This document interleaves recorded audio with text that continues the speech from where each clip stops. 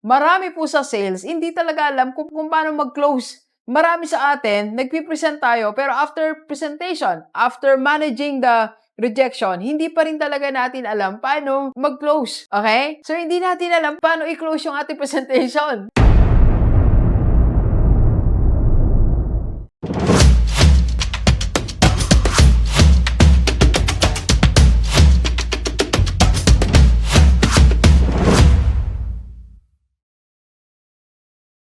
Okay. Alright, Gilivers. Usapan sales pa rin tayo. At pag-usapan natin ngayon ang the law of increasing closing rate. Okay? Let's go. Let's go. Ano, kanan po. Let's go. Let's go. Alright, alam nyo ba na habang tumatagal tayo sa sales, dapat tumataas din ang closing rate natin? Yes.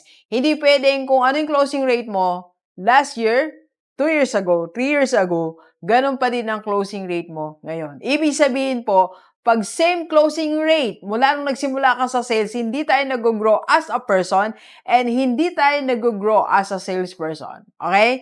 Right, so discuss natin ngayon. Okay, so una, sabi ng mga expert, normal daw ng closing rate natin ay 10%. Yes, pag nag-start tayo, 10% closing rate, that is acceptable, okay? So, bakit nga ba acceptable ang 10% closing rate sa mga nag-start? These are the reasons, okay? First, confidence level. Hindi pa masyado mataas ang confidence level natin. Di ba pag nag-start tayo, nahiya nga tayo di ba? Hindi nga tayo makapag-offer Hindi nga natin masabi na ito yung product namin, hindi natin masabi na can I call you? Pwede po ba ako mag-message? Nahihiya tayo. Hindi pa tayo masyadong confident. Kaya ang ating closing rate ay 10%. Okay? So, second po, we cannot handle rejection. Alam niyo sa sales, ang daming rejection. Bawat client may kanya-kanyang rejection. Bawat client may kanya-kanyang katwiran. Okay? Lahat ng yan may rejection. Every day, pag nasa sales ka, hindi pwedeng walang rejection. Alam niyo, ako nga po, nasa social media na ako. Ang dami ko pa rin na re-receive na o natatanggap na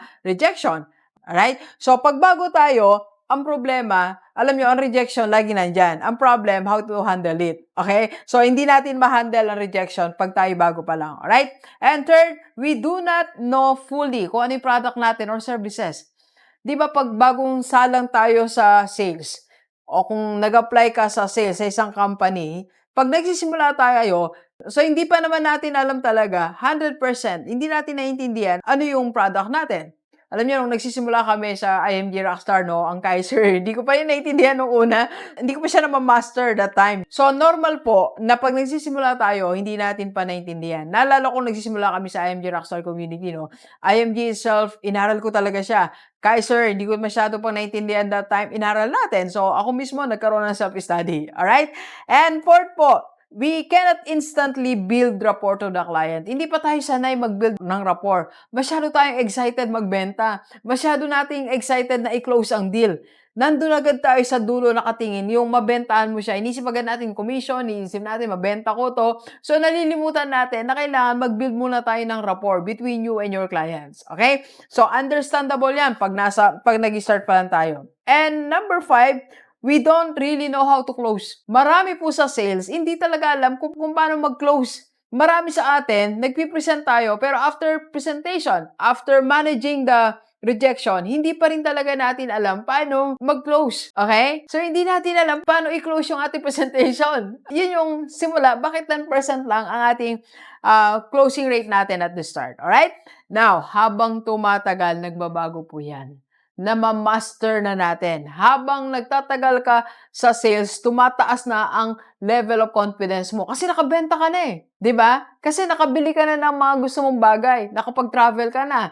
Meron ng laman yung bank account mo. May laman na ATM mo. Nakabili ka na ng gusto mo. So, tumataas na ang level of confidence mo. At pag tumataas ang level of confidence mo, tandaan natin, tumataas ang closing rate natin.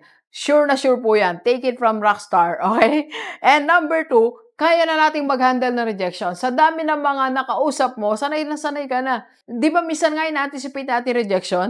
Alam na natin, ito yung sasabihin nito. Ito, pag ganitong client, alam ko na yung sasabihin nito. Alam nyo, master na natin yan. Alam nyo, ako din po, sa tagal ko na rin po sa sales, no, na-master ko na lahat ng klase ng rejection. And na-handle na natin lahat yan. Therefore, tumataas ang closing rate natin. Okay? And eventually, number 3, na-master na natin products natin. Sa tagal mong nag-present, sa dami na na-presentan mo, na-master mo na yung products mo.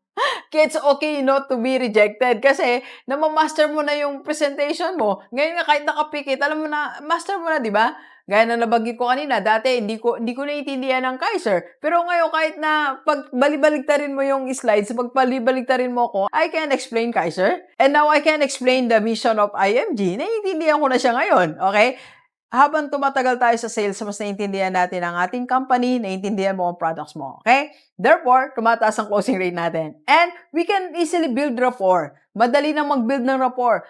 Pag nasanay ka sa sales na makipag-usap sa iba't ibang klase ng tao, masanay ka na mag-build ng rapport. Ako, I don't mind selling. I don't mind presenting Kaiser. Ang una kong ginagawa po pag kami nag-message sa akin, nagkukumustahan lang kami. Pag tumawag ako, nagkwentuhan lang kami. Alam niyo, meron pong isa na ipag-meet up sa akin. Sabi niya, ano tayo, Doc, mag-present ka. Alam niya, nagkita kami, kape kami. Wala naman kami pinag-usapan na product, pero close ang deal. It's basically building rapport. Okay? Yun ang na-master natin. Pag na-master mo, building rapport, mag-increase ang closing rates natin. Okay? And last po, na-master na natin how to close the deal. Alam mo na paano mag-close sa dulo. Kahit nakikipagkwentuhan ka, kahit nagtatawanan kayo, kahit nagkakapi kayo, na-master mo na, alam mo na, eto, close na to. Di ba? Eto, okay na to. Di ba? Na-master natin paano natin close ang deal. Okay? Therefore, mas tumataas ang closing rate natin habang nagtatagal tayo sa sales. Okay? So, kumusta po ang iyong closing rate? Ilang taong ka na sa sales? Dapat nag-increase yan. Okay? Let's go, let's go. Kape po tayo. Kape po. Thank you for watching. We are inviting you to attend our free webinar sa IMG Rockstar Community para makapag-invest ka na sa mutual fund at magkaroon ka na ng Kaiser. PM na sa personal live ni Doc. Let's go, let's go!